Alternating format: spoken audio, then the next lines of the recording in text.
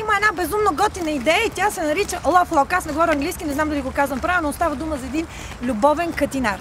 Това е едно нещо, което не знам кой го измислил. Води се, че може би е тръгнал от стената на любовта в Верона, там където тези, които са влюбени, нещастни или много щастливи, слагат своите желания на листчета, плъхат ги някъде под балкончето на Жулиета, но нека да оставим тази история, тя вече е много скучна. Става дума за катинари. Ако искаш да заключиш любовта си, да я запазиш, да я предизвикаш или да й дадеш ключа към своето сърце, то можеш да го направиш с нещо много готино, а именно Love Lock. Това е нещо, което го има по целия свят. Прага, Москва, Токио, естествено, Ню Йорк, във всякакви големи градове.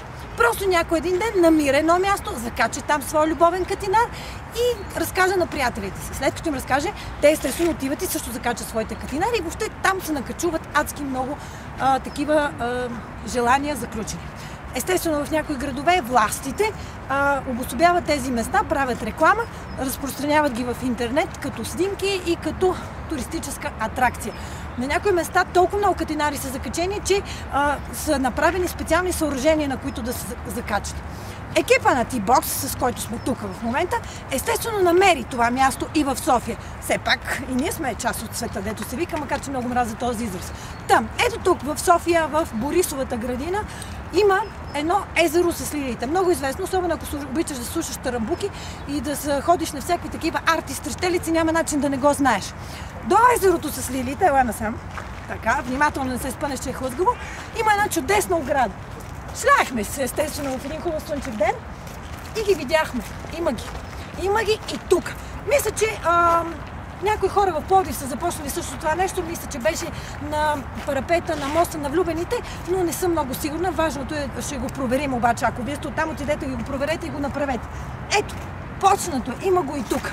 Наближава Свети Валентин и затова сме решили и ние да ви научим на този хитър пенис. Сега ще взема камерата от Чуто, защото той е взел катинар на T-Box, който ще го закачи, за да се подпишем и ние все пак в цялата тази история. Хайде сега дай ми камерата. Така. Така. Да видим катинара. Страхотен е! Невероятен!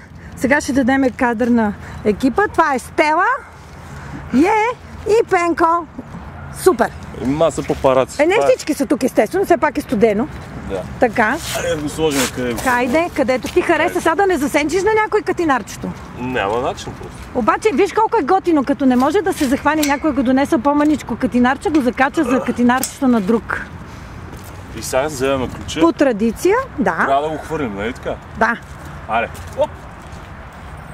Не видях къде падна. И слава Богу. Заключителни думи? Действай! Снимай своята любов и публикувай в фен страницата ни в Facebook. Love Lock T-Box. Yeah! Я ще пече.